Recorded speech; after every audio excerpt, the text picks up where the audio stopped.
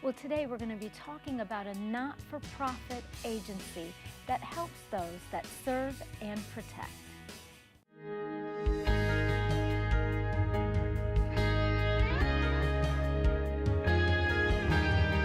Welcome to Bridges. I'm Monica Schmelter. I'm glad that you could join us today. Rob Michaels is my guest, and we're going to talk about his work with a not-for-profit called Serve and Protect. And Rob, it's good to meet you. Likewise, nice to meet you, Monica. Glad to have you on Bridges. So let's talk about Serve and Protect and how you came to start to do that. Now that's the story right there. Serve and Protect is a work God built and God called me to. I just happened to hang on and be available. It actually started in 1969 when I graduated from high school and went to college for 3 days and decided that wasn't for me and went back to the beach. So God used the dropout beach bum to start this. In 1970, I was working at Sears, and a friend of mine, Doug Smith, said, man, we need to go into the National Guard. I said, why do we need to go into the National Guard? He said, because I'm number one in the draft. I said, I'm number 265. You got a mouse in your pocket? And so he talked me into it. I said, all right, I'll do it if we don't have to go infantry or any of that. So we found an MP unit right in town. So I joined the National Guard, was trained as an MP in Virginia Now, Beach, what is Virginia. an MP for the Military National? police officer. So you're a military police officer. Yep, okay. yep. And did that, and you're in for 6 years, but you have a civilian job as well. Well, in '73, I was working at Penny's selling TVs, and a friend of mine walked by, Tommy Crislip, and he said, you're trained as an MP, right? I said, yeah. He goes, why don't you come work for us? He worked for Norfolk Police. He said, we're hiring. And I said, sure. So I went over. Sounds like you were pretty flexible about career options. That's right. So I went over and took the test and passed and became a police officer. And sometimes God puts people in our paths to recalculate our route. Absolutely. That's what I call this. I believe Doug, that. Tom. But sometimes it's not about career choices, it's about life choices. When I went on the police department, I was a Christian. Still am. But I'm glad to hear that. Otherwise, we might have to stop and pray for you. Yeah. I got you. But you get on, and there's not a lot of faith support around you. Pastors don't know what to do. As a police officer? Right. Okay. Pastors don't know how to react to you. They don't know what to say. And you become somebody different. You become hardened and callous in those things. Are you saying that like police officers might become hardened and callous just because you see so many tough things, harsh things? First year, you're a different person. And so I become, shall we say, rough around the edges. I wasn't a nice guy. And were you a nice guy before that, like when you were working at Sears and Penny's? Yeah, I was just But a year as a police officer, kind of your worldview and perspective changed. Correct. Even being a Christian. Absolutely. And God gave me a new partner, a guy named Drew Grant. His dad was chief of police.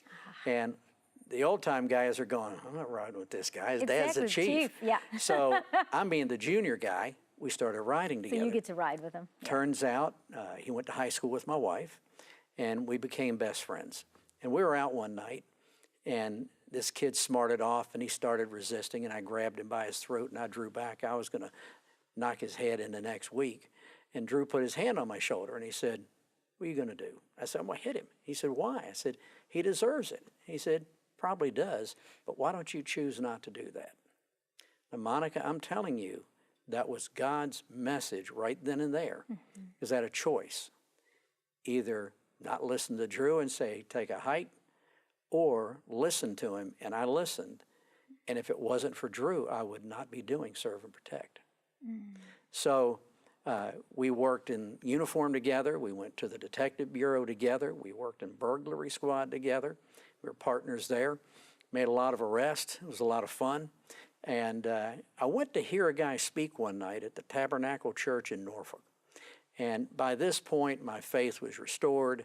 I was back to where I needed to be, very active in church. A guy named Dan DeHaan He was the chaplain of the Atlanta Falcons and had longer hair, and this is, back in the day, and had a beard, and I thought, this is a cool guy. I'll listen to what he's got to say. God had him there for a reason. He talked about going to Columbia Bible College. And I thought, man, that sounds like something I need to consider. So I applied to Columbia, told my wife what I was going to do. I was married. She said, I think you got to be called to do that. I said, I think I was. I didn't know, but it was God moving me to do that. And so I went to Columbia Bible College, worked at their radio station, and got a bachelor's degree in biblical education, did some teaching and stuff like that. Met another guy named David Maines. He had a program called Chapel of the Air.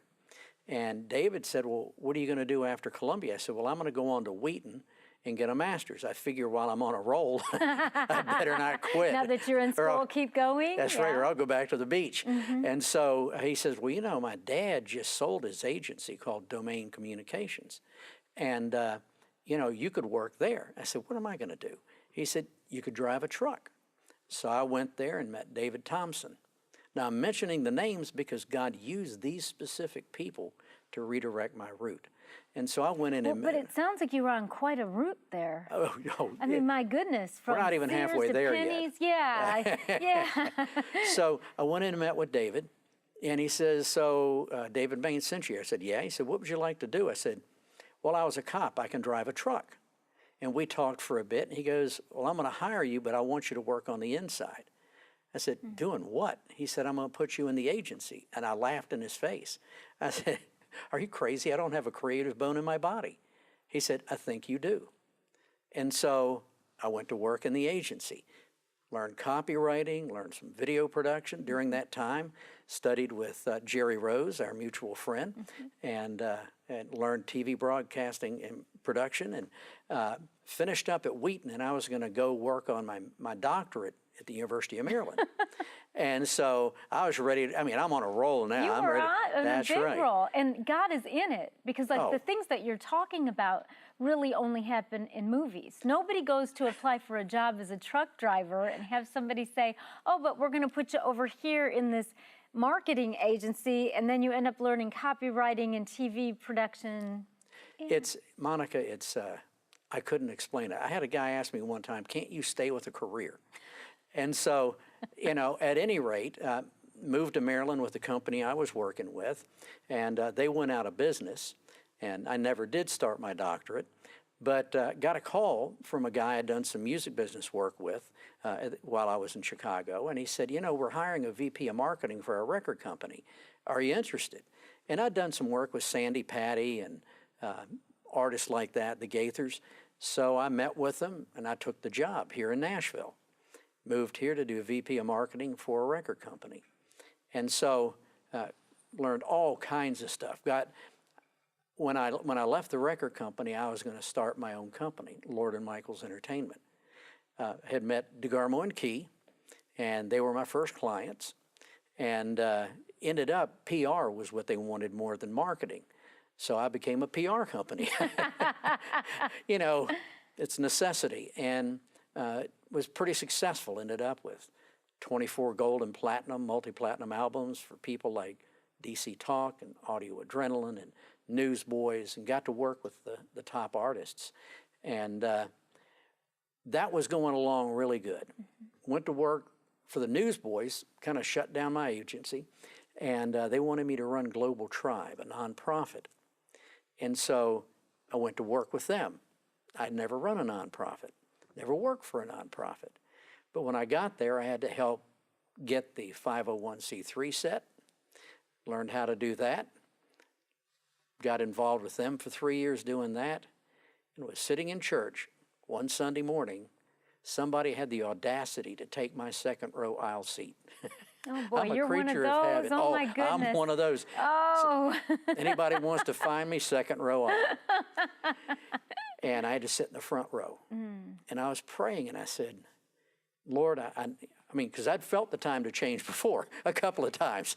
And so I knew it was God moving. And I said, what do you want me to do? I'm telling you, Monica, everything that I did from the time I joined the MPs till the time that God called me came into play with what I do now. Every skill, every ability, all the knowledge, and serve and protect came to my mind. I went home and put the business plan together, and that was the beginning of Serve and Protect. That's amazing. So tell us, what is Serve and Protect? Glad you asked. We are a nonprofit, and in the beginning, I gathered a group of chaplains because I thought, you know, I am a chaplain.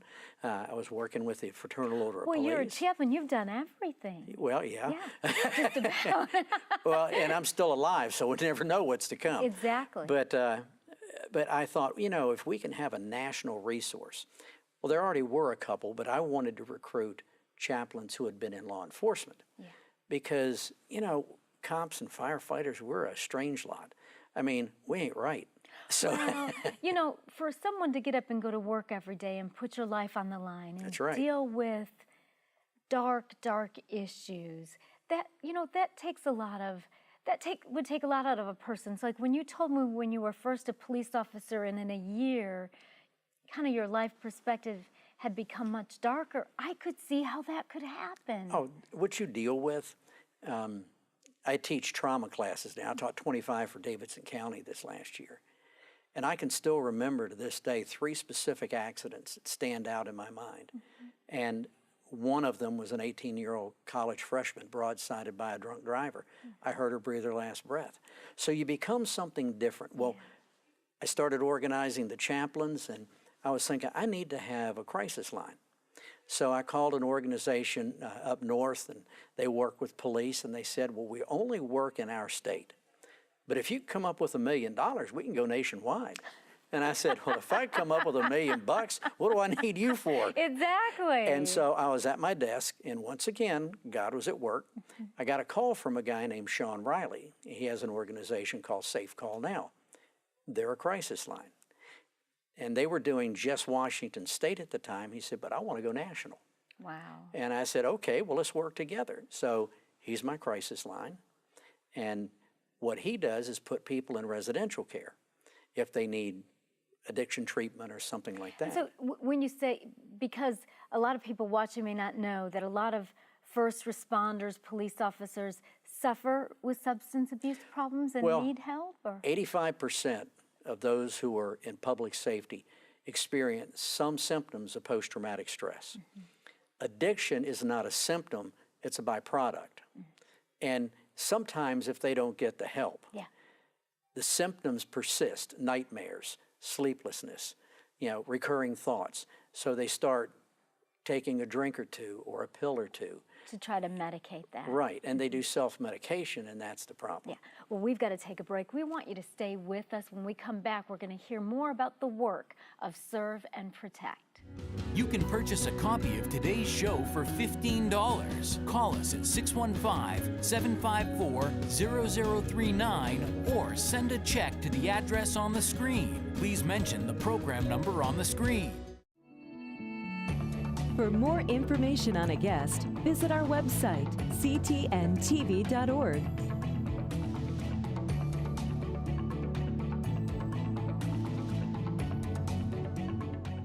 The blood of Christ is the only cure. It gets down to the root of every single thing that ails us. There's not an addiction, there's not a generational curse, there's not any root of sin, there's nothing that the blood of Jesus cannot cleanse.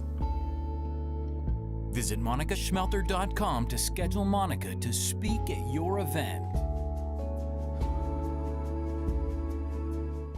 If you're just joining us, we're talking about a not-for-profit agency called Serve and Protect and how that agency reaches out and helps those that are first responders and working in roles like that. And so I've been enjoying talking with you about just the journey that God has had you on, Rob, over so many years to give you experience as a police officer. You've worked in stores. You know, you've done just about everything, marketing. You've worked in the contemporary Christian music industry.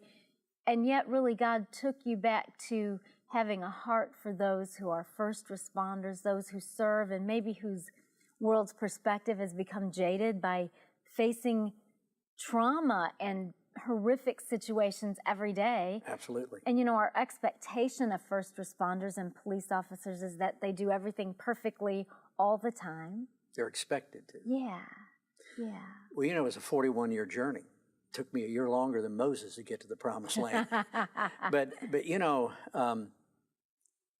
sometimes God has to equip us to do what he wants us to do. Yeah. I do a good amount of preaching and teaching. We go to Brentwood United Methodist, and I'm one of their circuit riders. And so I get to teach in different Sunday school classes. Oh, that's wonderful. Yeah, I have a lot of fun. Taught in, I think, 15 different ones last year, or at least 15 times. That's wonderful. But you know, God equips us for what he calls us to do. Now, after organizing chaplains and after starting working with Sean, the calls started coming. Well, they weren't calling for a chaplain. They were calling because they needed somebody to help them. Mm-hmm. They didn't need to go into residential care, so they needed a therapist in their area. So that's... And who is they? Who needs a police, therapist? fire, dispatch, corrections, people in public safety. We now work with forensic medical examiners that come out to crime scenes. And so when those professions call for help, when they finally get to that place they're willing, what we do is we started out doing this. We would actually find a therapist in their area, and we'd make sure they took their insurance. And I interviewed every therapist before I'd make a referral because I wanted to make sure it was a good fit. Mm-hmm. And that's kind of our signature. We don't just give them a name and say, go check it out.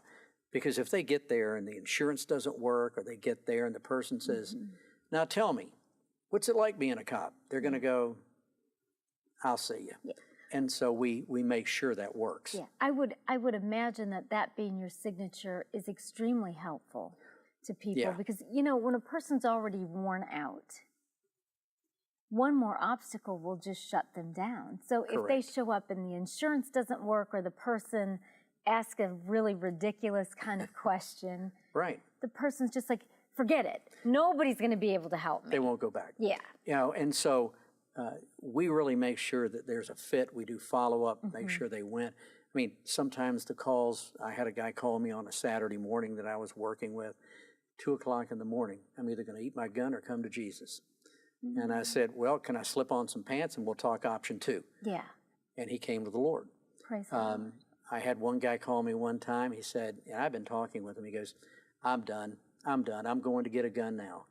And I wouldn't shut up. I just kept talking with him. And finally he goes, all right, I'm back home. I'm going to let you say hi to my wife. And so, but you know, God has brought different kinds of people in. So for 5 years, I did that by myself. That's a lot of helped work. about 3,000 people. Wow. And so got a call one day from Dr. Carrie Steiner. And she said, this is what I do. I found your stuff on the internet. Do you mind if I pass it out? I said, no, that's great. And so I started sending her the materials to pass out. And she was a Chicago police officer, 13 years, and got her doctorate in clinical psychology and has a clinic in Wheaton that treats first responders, First Responders Wellness Center. And so I called her back. I said, would you like to be on my board as a clinical advisor? Sure. And so God started bringing people in. I never recruited anybody.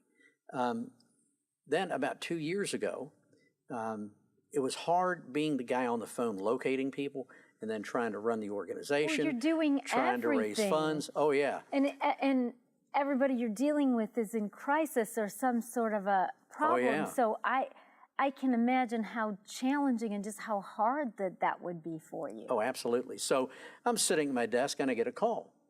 And this girl says, my name's Rose Casal. My husband is a Chicago police officer. And she said, I was leaving work and I was going to listen to Chris Fabry, but he had gone off. So this, Janet Parshall was on. And I was getting ready to cut it off, and you came on and started talking about police, and I couldn't cut it off. And she said, I want to help in some way or be involved. She said, I give out goodie bags to the guys in my husband's district, candies and stuff. She said, can I get cards? I said, sure. So I sent her cards. And about a week later, she called back and she goes, no, this isn't enough. My husband and I want to be in on this. We want to help.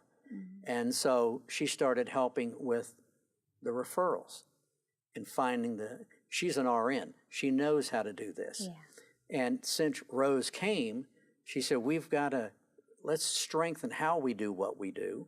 We need, and we started getting people calling in wanting to be peer advocates. I worked to try and get into a specific financial advice organization. And they said, well, you can just point people to our website because officers, run into financial problems. They don't make a lot of money. Right. Last summer, I got a call from a guy. He goes, hi, my name's Matt. He goes, I read about your organization. I'm leaving law enforcement. I'm retiring. I said, well, what do you want to do? He goes, well, I'm a master financial planner for Dave Ramsey. I said, he said, can I help? I said, oh, yeah.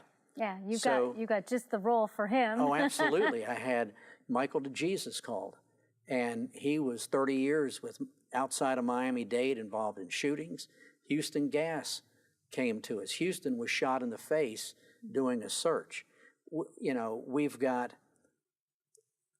in fact, I'm just adding 2 federal agents that are retired so that when we have federal officers call, then they'll have somebody that they feel more likely to talk with. So I wish I could take credit for building this thing. God just keeps bringing people in that plug in quite well. So our process is when somebody calls in, I develop what we call 360 care. When Sean's organization is putting somebody in residential care, then we have them offering a chaplain for the family while they're at home. And that's an opportunity for them to feel more at ease. When they're leaving residential care, we want them to get a hold of us, and we'll have a therapist waiting for them when they get home. We brought on a guy that is our chaplain coordinator. Rose and Ron Jones have developed a volunteer training manual. And, I mean, it's like we're a real big-time organization. It's like God is just bringing it all together. We're talking today about Serve and Protect, an agency that helps first responders, police officers, and all of those who are serving in the front lines who may be experiencing symptoms of post-traumatic stress disorder, perhaps problems with substance abuse, maybe somebody who just needs a listening ear because of all that they've gone through. And so this agency, Serve and Protect, is working so hard to meet all of these needs. And I just, Rob, as I listen to you talk, my heart gets excited about how much God loves people and how he keeps bringing all the right people to you with the right expertise who want to help those who serve. Well, God has taken us a long way. He's grown me to where I'm teaching seminars for law enforcement and firefighters now. I'm state chaplain for the Fraternal Order of Police, so for the past several years, I've been directing our state memorial downtown in May. This last April, I was honored to receive the FBI Director's Community Leadership Award for the Memphis Division, and flew to Washington, and it was pretty exciting. But I'm chaplain still for the FOP. I'm chaplain for a federal agency, and soon to be 2 federal agencies. God has just opened doors to serve. And there's no shortage of people that need help. And let's talk about some of the kinds of things that maybe police officers or first responders are going through, because a lot of people watching may not understand how much stress and what that looks like for a first responder, a police officer, and their family, what they go through. The calls that we get, I had one guy call. He was called to a murder-suicide. It was a mother that killed her 14-year-old daughter and then killed herself. He had a 14-year-old daughter. I had to help one local agency that their deputy committed suicide, and I went down and did a debriefing and ended up meeting the wife of the man that committed suicide, and we worked with her for 3 years trying to help her because she was struggling with wanting to live after his death. But from my own experience, I was a rookie, and we went out to an accident I got out and went to the car to see if anybody was okay or not. Right. And it was 6 people in the car. 5 of them died on impact. And all 5 of them, their heads were leaning back. The college freshman that I heard her breathe her last breath, I pulled up on that accident. I was on the way into the detective bureau one morning, and it was early in the morning. And I looked ahead, and there was a tanker truck laying across all of the lanes of the interstate on that side. And I got out, ran around, and the driver had jumped to get away from the car or the tanker that was flipping, and it fell on him from his waist down. And I talked with him until such time as he died. You know, you experience death. I've been to scenes where an infant was abused and had burns on their body. It's hard. I couldn't work youth bureau. And I mean, these are just a few of the things. Oh, yeah. I mean, these are just a few of the things that our police officers, first responders, people in those kinds of positions face every single day as a part of their jobs. And of course, people need counseling and need help to go through all of these things. And so we've got just a minute left, but that's what God brought Serve and Protect together for, to help. We help those that serve. We provide that shoulder, that hand of help. We bring hope. That's the hope. And we get to talk with them about, do they have a faith background? If they don't, they'll say, why? Well, I come from that, and that really helped me. Absolutely. If they do, they may have drifted, but we get to help them renew their faith. And that's what it's all about. Yes, so ma'am. I love Serve and Protect. Thank you so much for coming. Well, thanks for having and for me. sharing this story. It's just so important that this kind of work is done. And so I'm just so excited to be able to share with you today about Serve and Protect and how God has brought this together. We're so glad that you could join us. We're all out of time. We've got to go, but we say goodbye and God bless you. For more information on a guest, visit our website, ctntv.org.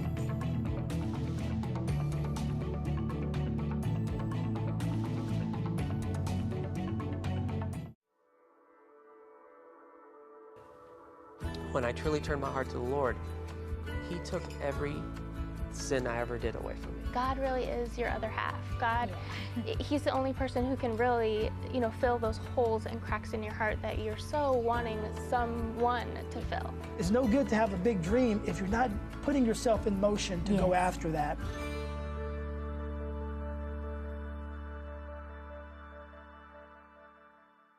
The blood of Christ is the only cure. It gets down to the root of every single thing that ails us. There's not an addiction, there's not a generational curse, there's not any root of sin, there's nothing that the blood of Jesus cannot cleanse.